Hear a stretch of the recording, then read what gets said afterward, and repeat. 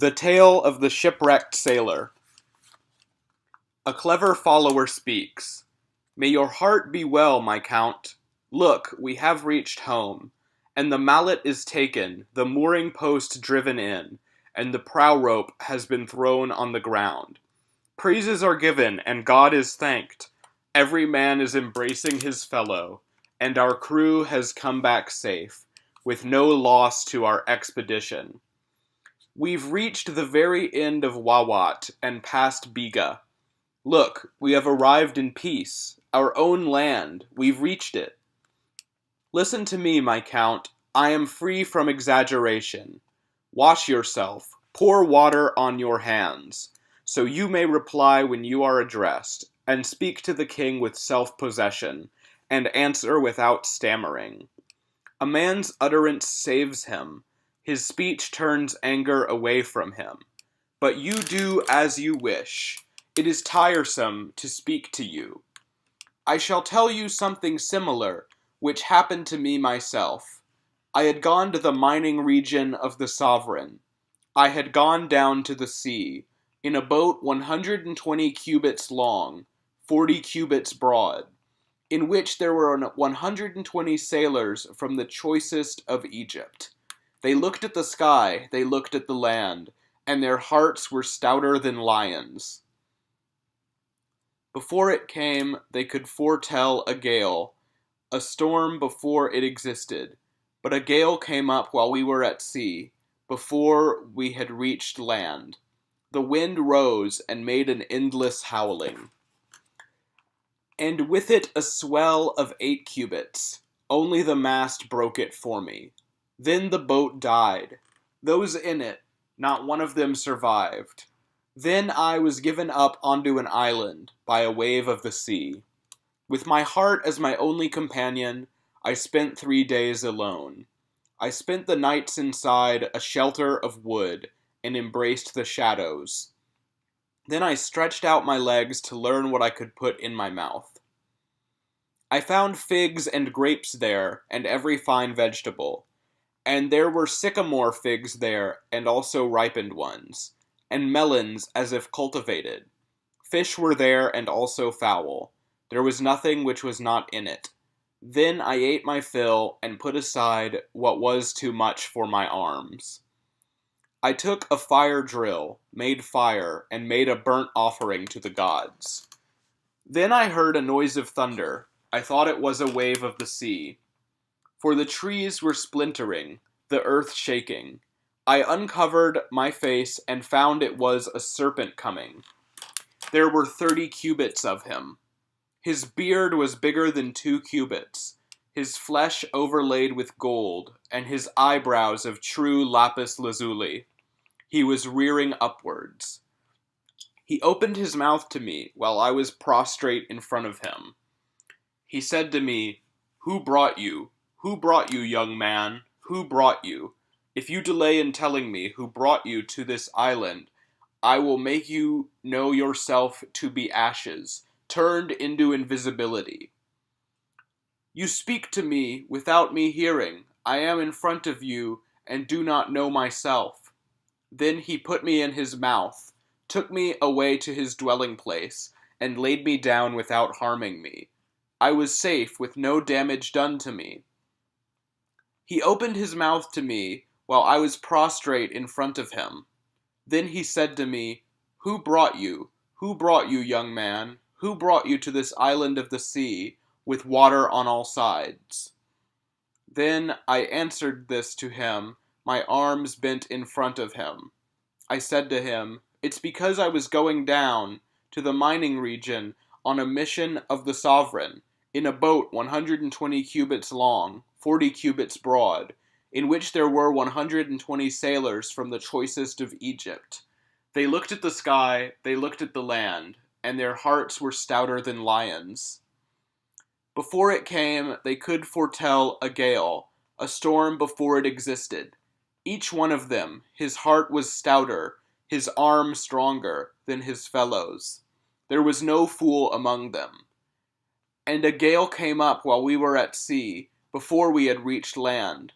The wind rose and made an endless howling, and with it a swell of 8 cubits. Only the mast broke it for me. Then the boat died. Those in it, not one of them survived except me. And look, I am beside you. Then I was brought to this island by a wave of the sea. And he said to me, fear not, young man. Do not be pale, for you have reached me. Look, God has let you live, and has brought you to this island of the Spirit. There is nothing which is not within it, and it is full of every good thing. Look, you will spend month upon month, until you have completed 4 months in the interior of this island. A ship will come from home, with sailors in it whom you know, and you will return home with them and die in your city. How happy is he who can tell of his experience, so that the calamity passes. I shall tell you something similar that happened on this island, where I was with my kinsmen, and with children amongst them. With my offspring and my kinsmen, we were 75 serpents in all. I shall not evoke the little daughter, whom I had wisely brought away. Then a star fell, and because of it they went up in flames. Now this happened when I wasn't with them. They were burnt when I wasn't among them. Then I died for them, when I found them as a single heap of corpses. If you are brave, master your heart, and you will fill your embrace with your children. Kiss your wife and see your house.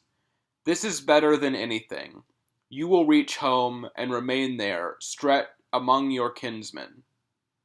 Stretched out prostrate was I, and I touched the ground in front of him. I said to him, I shall tell your power to the sovereign. I shall cause him to comprehend your greatness. I shall have them bring you laudanum and malabathrum, terebinth and balsam, and the incense of the temple estates, with which every god is content. I shall tell what has happened to me, as what I have seen of your power. They will thank God for you in the city, before the council of the entire land. I shall slaughter bulls for you as a burnt offering. I shall strangle fowls for you.